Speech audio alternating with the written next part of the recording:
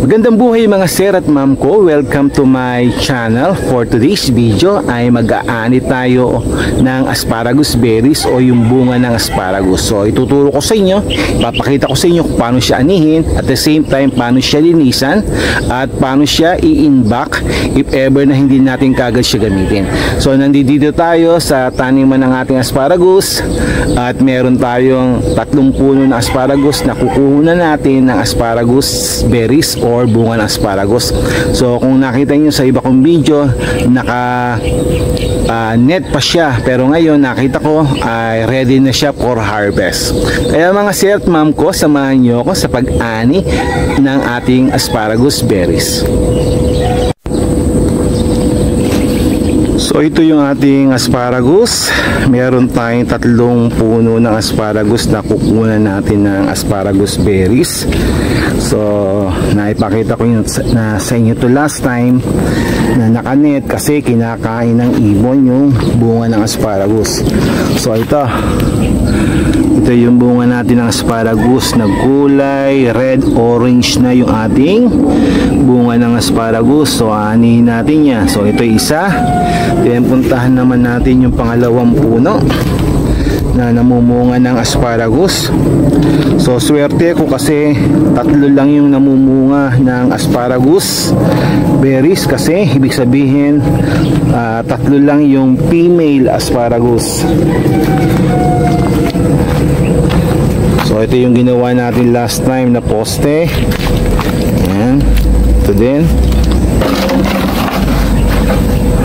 So ito pa yung isa na asparagus berries. Yan. So naka-net siya again, kaya ako nilagyan ng net. From my past experience, dahil maraming ibon sa paligid, ay kinakain siya ng mga ibon. So iba't ibang klaseng ibon ang nandito. Yung iba hindi ko na ma-identify. Then puntahan natin yung isa.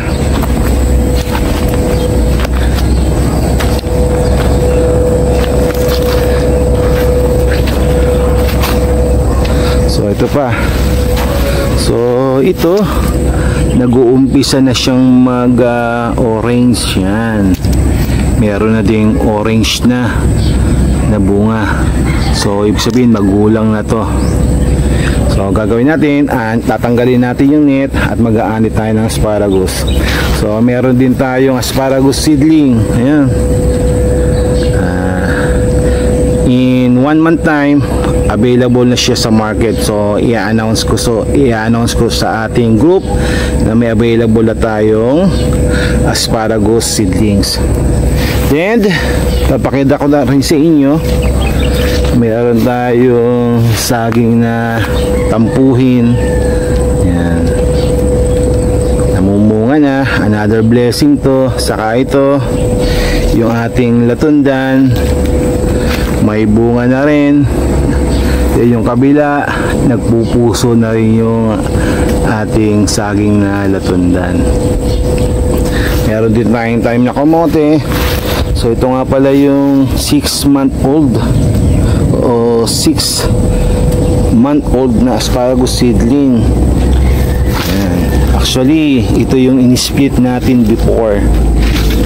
Ngayon nagta-thrive na siya.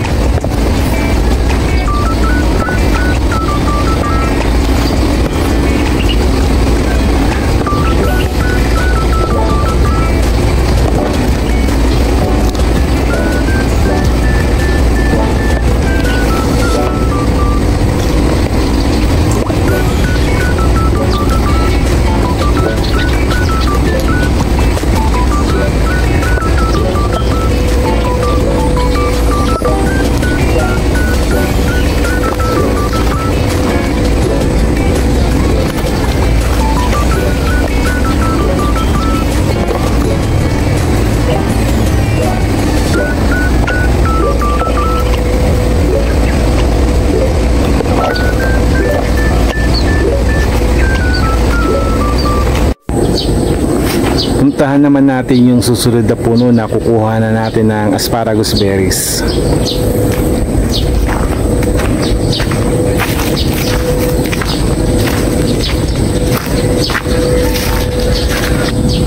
So ito yung kukuha na natin. Hindi siya ganong kadamihan, pero goods na rin para ma-harvest natin kaagad.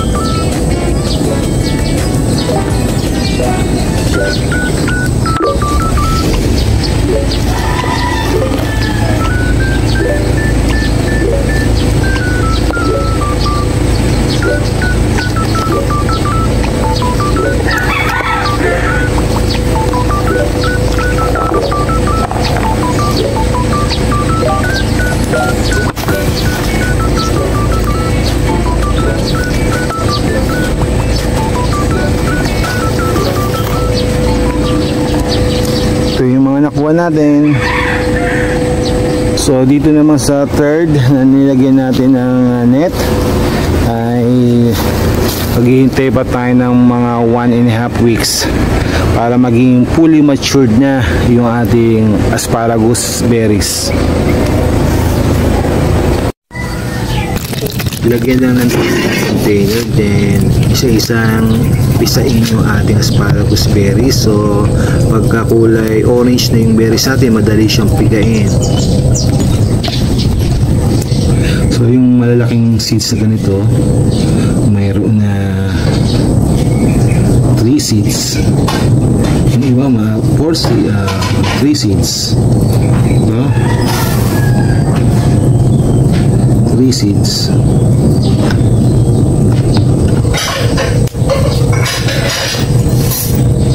This one, 6 na seeds. 6 na seeds to. 2, 4, 6. What is it? Ito naman, 2 lang. Kuha tayo ng malaki. Ito, medyo malaki to. So, oops. 4 na seeds. Mas malaki yung berries. Tulad ito, tingnan natin kung ilang seeds to. Yan. So, mayroon na 5 seeds. 5 seeds. Pagka ganitong malaki yung berries. This one.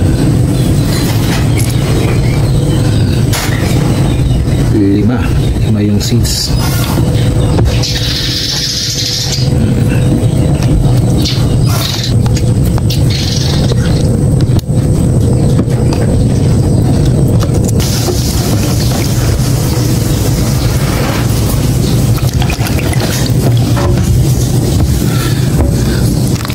Dadagdagan natin ng tubig.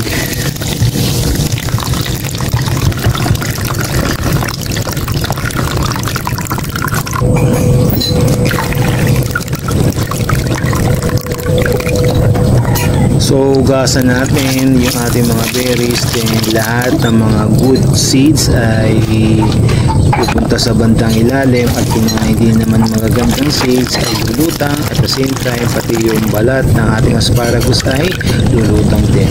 So paulit-ulit natin gagawin hanggang mawala na yung mga balat ng ating asparagus berries.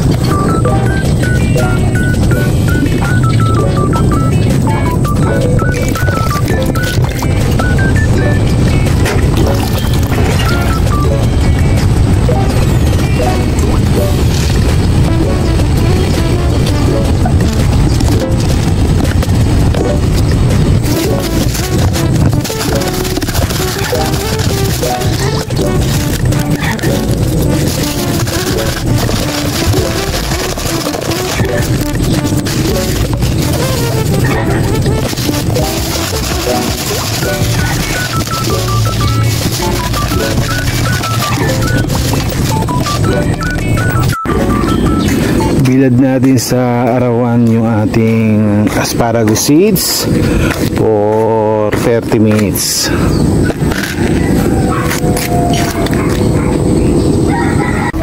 Puntahan natin yung asparagus seeds na binilad natin. So after 30 minutes, ito na siya.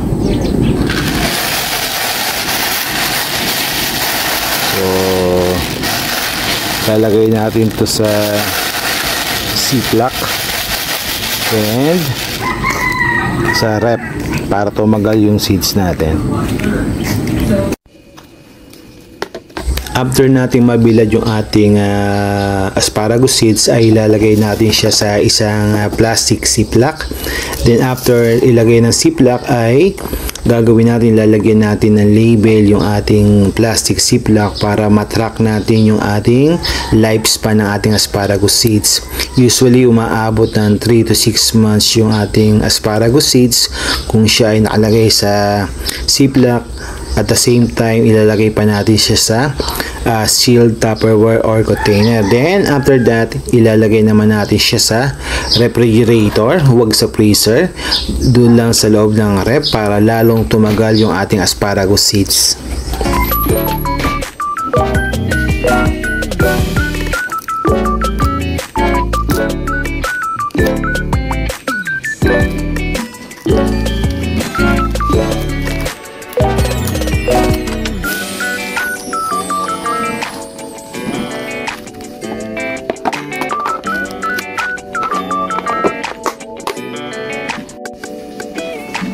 So, ilalagay natin ito sa ref.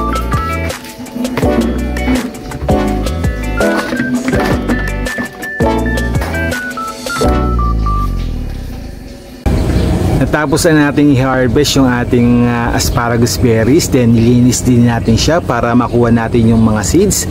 Then pinakita ko din siya sa inyo kung paano siya linisan, at the same time paano siya i-dry ng 15 to 1 hour or 15 minutes to 1 hour. Then nilagay natin siya sa isang plastic ziplock, then sealed container. Then after natin ilagay sa ziplock and sealed container, ilalagay natin siya sa ref. Huwag sa freezer kasi maaaring masira yung ating mga buto. Ang reason kung bakit natin nilalagay sa refrigerator yung ating seeds, para ma-prolong o mapahaba yung lifespan ng ating seeds. Kung di naman natin gagamitin ito kaagad-kaagad, ay pwede natin siyang store sa ating ref. Kaya mga sir at ma'am ko, maraming salamat sa panonood ng aking video. Please like, share, and subscribe na rin. And press the notification bell para lagi kayong updated sa mga video na aking gagawin. Magandang buhay and God bless us all.